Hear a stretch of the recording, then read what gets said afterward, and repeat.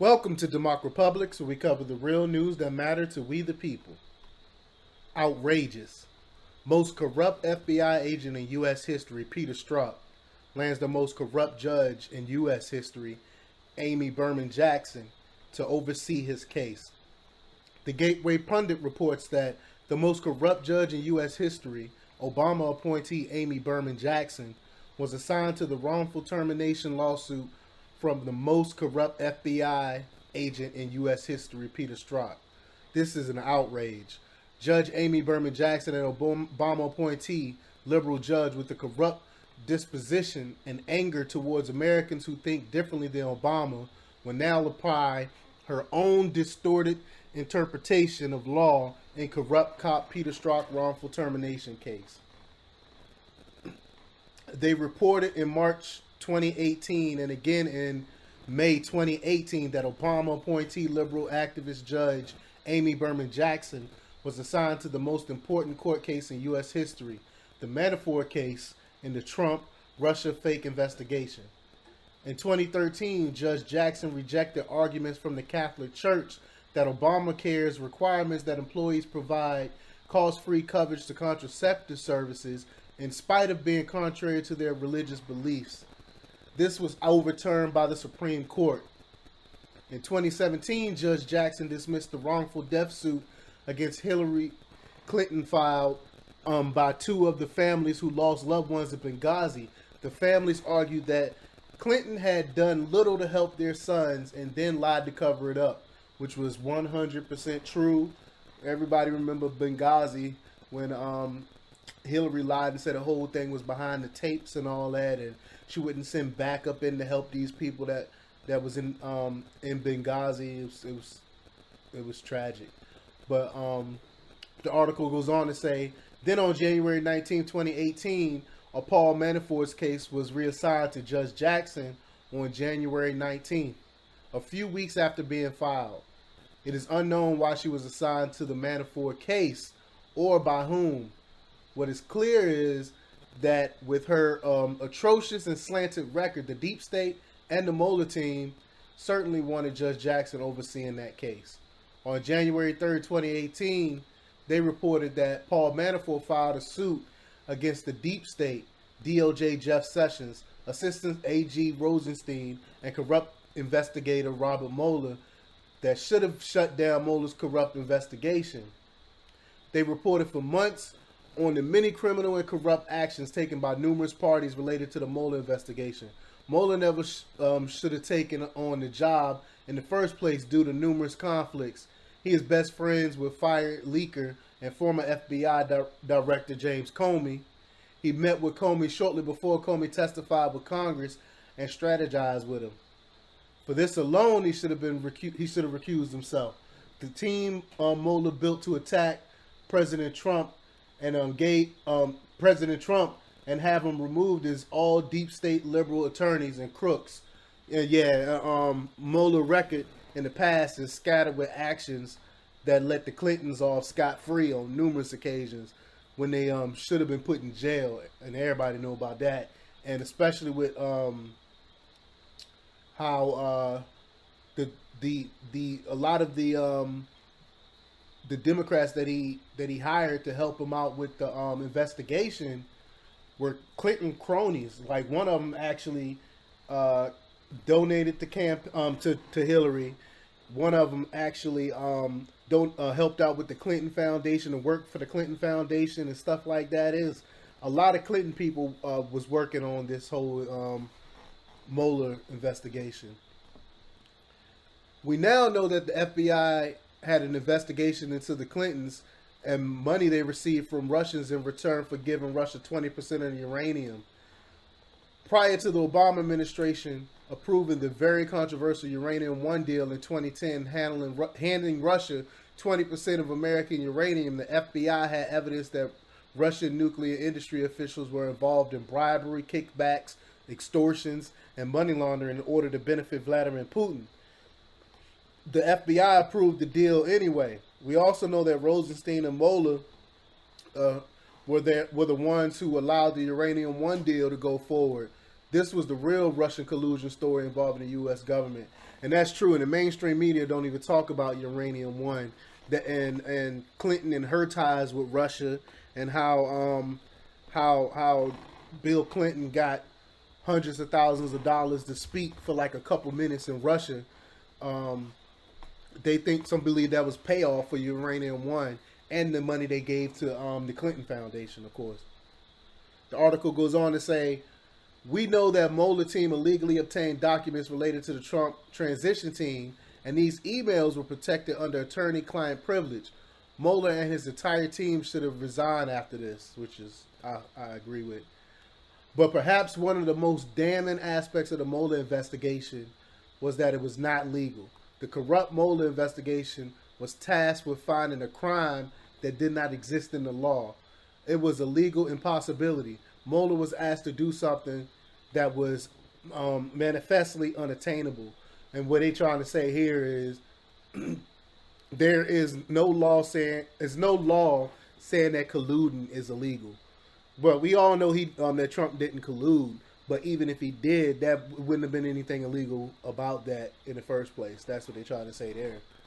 But Fox News legal analyst Greg Jarrett explained this in an article in 2017 that the entire Mueller investigation was lawless. Jarrett argued that George Papadopoulos pled guilty to a single charge of making a false statement to the FBI. He was not charged with so-called collusion because no such crime exists in American statutory law, except in antitrust matters. It has no application to elections and political campaigns. It is not a crime to talk to a Russian. Not that the media would ever understand that. They have never managed to point to a single statute that makes colluding with the foreign government in a political campaign a crime, likely because it does not exist. Jarrett then turned his attention to corrupt Hillary. It is against the law for the Clinton campaign and the Democratic National Committee to funnel millions of dollars to a British spy and to Russian sources in order to obtain the infamous and discredited Trump dossier. The Federal Election Campaign Act, 52 U.S.C. 30101, prohibits foreign nationals and governments from giving or receiving money in U.S. campaigns. It also prohibits the filing of false or misleading campaign reports to hide the true purpose of the money. That's 52 U.S.C. 30121. This is what Clinton and the DNC appears to have done. Most often the penalty for violating this law is a fine, but in egregious cases like this one, criminal prosecutions have been sought and convictions obtained. In this sense, it could be said that Hillary Clinton is the one who was conspiring with the Russians by breaking campaign finance law. But that's not all. Damning new evidence appears to show that Clinton used her office as Secretary of State to confer benefits to Russia in exchange for millions of dollars in donations to her foundation and cash to her husband. Secret recordings of intercepted emails, financial records, and eyewitnesses' accounts allegedly show that Russian nuclear officials enriched the Clintons at the very time Hillary presided over a governing body which unanimously approved the sale of 1/5 of America's uranium supply to Russia. If this proves to be a corrupt pay-to-play scheme, it would constitute a myriad of crimes, including bribery, mail fraud, and wire fraud. It might also qualify for racketeering charges if her foundation is determined to have been used as a criminal enterprise, which we know it have. Like I said earlier, Russia gave money to the Clinton Foundation. The U.S. statutory law is clear, as Jared pointed out. He concluded with the following. Mueller appointment by acting Attorney General Rod Rosenstein violated the special counsel law. As I pointed out in a column last May, the law, which is 28 CFR 600, grants legal authority to appoint a special counsel to investigate crimes. Only crimes. He has limited jurisdiction. Yet in his order appointing Mueller as special counsel, Rosenstein directed him to investigate any leaks and or coordination between the Russian government and individuals associated with the campaign of President Donald Trump. It fails to identify any specific crimes, likely because none are applicable. To put it plainly, Mueller was tasked with finding a crime that didn't exist in the law. It was a legal impossibility. He was asked to do something that was manifestly unattainable. Manafort sued the DOJ, Mueller, and Rosenstein because what they were doing was not supported by U.S. law, as pointed out by Jared. Manafort's case also argued in paragraph 33 of its filing that the special counsel put in place by Crooked Rosenstein gave Crooked and criminal Mueller powers that were not permitted by law. Mueller was given the latitude to investigate whatever he wanted, and to that is not permitted by law. Manafort's file in paragraph 33 stated, but paragraph B 2 of the appointment of orders purported to grant Mr. Mueller further authority to investigate and prosecute any matters that arose or may arise directly from the investigation. That grant the authority is not authorized by the DOJ special counsel regulation. It is not a specific factual statement of the matter to be investigated, nor is it an ancillary power to address efforts to impede or obstruct investigation under 28 CFR 600.4A. Manafort's case was solid, but the judge was Obama's corrupt liberal Judge Jackson. On April 27, 2018, Judge Jackson dismissed Manafort's plea. Judge Jackson was not only wrong in her judgments, she was also overly abusive to Manafort. She scolded Manafort and his team for a statement his spokesman issued maintaining his innocence, and said that the comments appeared to run afoul of the order she issued earlier, limited public statements about the case by lawyers involved and by the defendants. Of course, she said nothing about the many leaks from the corrupt Mueller team. Yeah, she ain't say nothing about that. In May 2018, Judge Jackson addressed another argument from the Manafort team and basically threw it out as well. There was no way Manafort was going to get a fair trial with Judge Jackson overseeing his case. A federal judge delivered a setback to President Trump's former campaign chairman Paul Manafort on Friday by refusing to throw out some of the criminal charges against him. Manafort's legal team had argued in Washington, D.C. court that he was being charged twice for the same offense of lying to federal officials. Manafort maintained that the stacking up of charges could negatively influence a jury against him, the Associated Press reported. U.S. District Judge Amy Berman Jackson, however, said in a ruling Friday that any harm or prejudice Manafort could face would be handled by giving the jury proper instructions according to the AP. Yeah, like they're gonna pay attention to that. They'll say, okay, we stacking these charges, but don't pay no mind to the charges really to bearing the trial.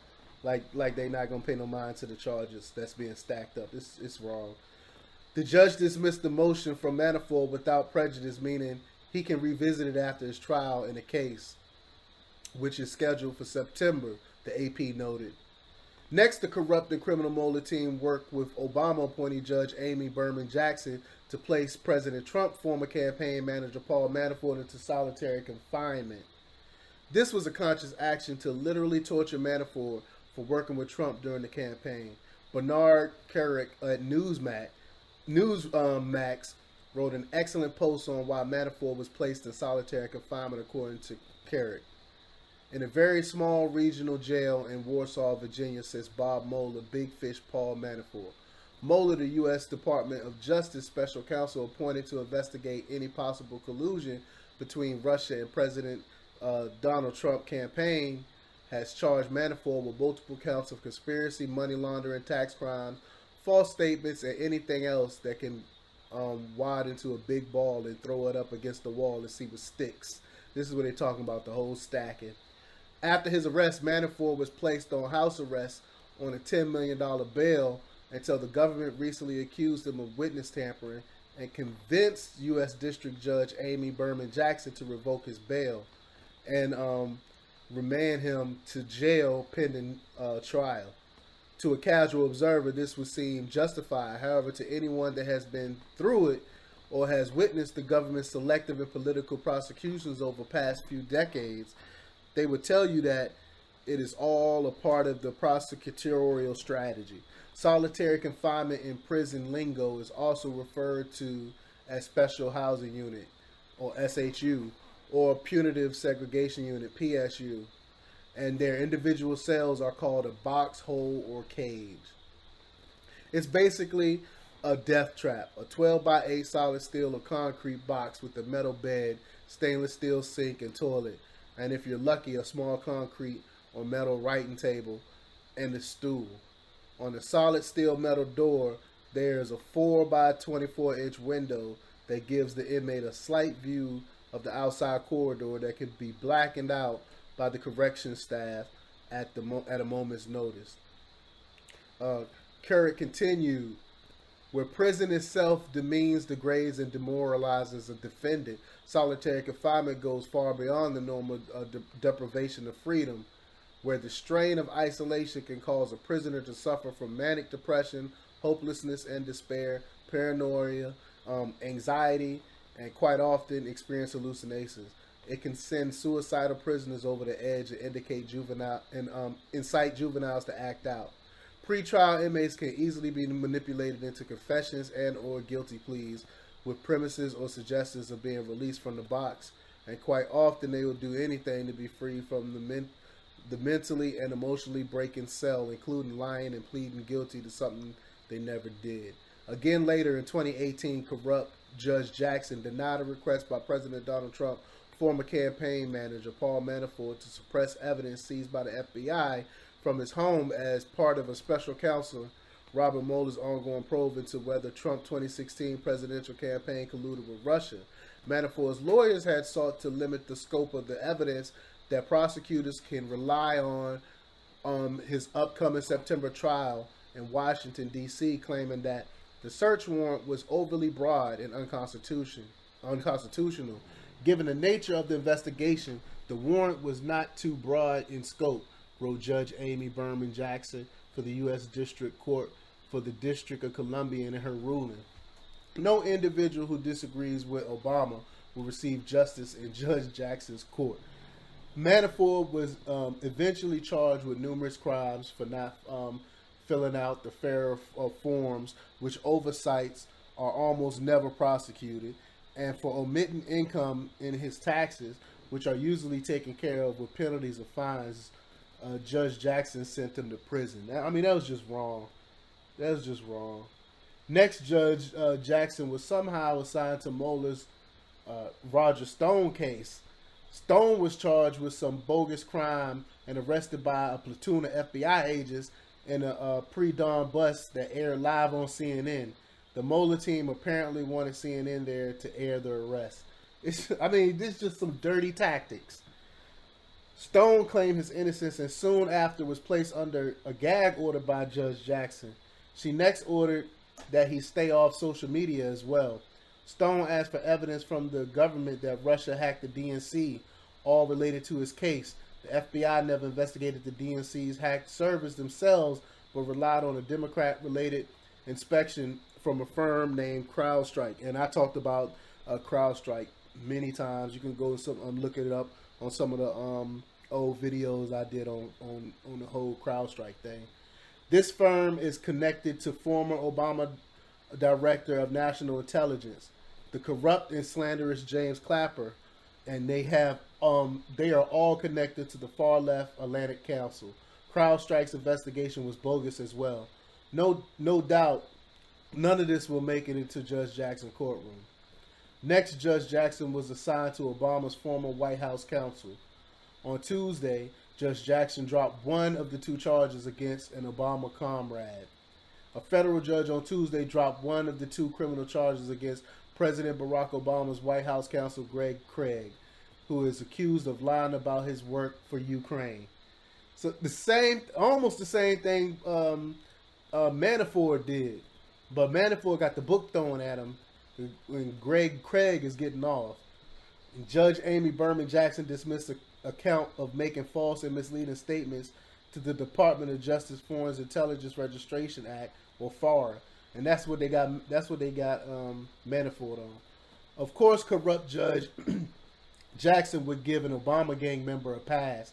Then yesterday, Judge Jackson was randomly assigned to the case overseeing the most corrupt FBI agent in U.S. history. Corrupt and creepy Peter Strzok is suing the government for wrongful termination, and he just happened to get Judge Jackson on the case. I mean, this is not just a coincidence. No such thing as coincidences. The federal judge who has handled most of the high-profile cases that came out of the Mueller probe will also oversee anti-Trump FBI agent Peter Strzok wrongful termination lawsuit, according to a court order Wednesday. U.S. District Judge Amy Berman Jackson was assigned to Mr. Strzok legal case to regain his old job at the Bureau.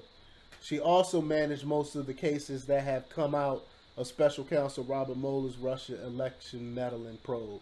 So let me know what you think. Do you think Judge Jackson is gonna rule in favor of Peter Strzok, or you think Peter Strzok is gonna lose this one? Leave your comments below. Like, share, and subscribe, and check out DEMOCREPUBLIX.com for the latest in news. Until next time. We live in a really nightmare.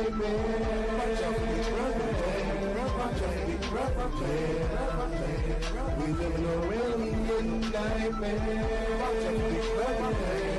nightmare.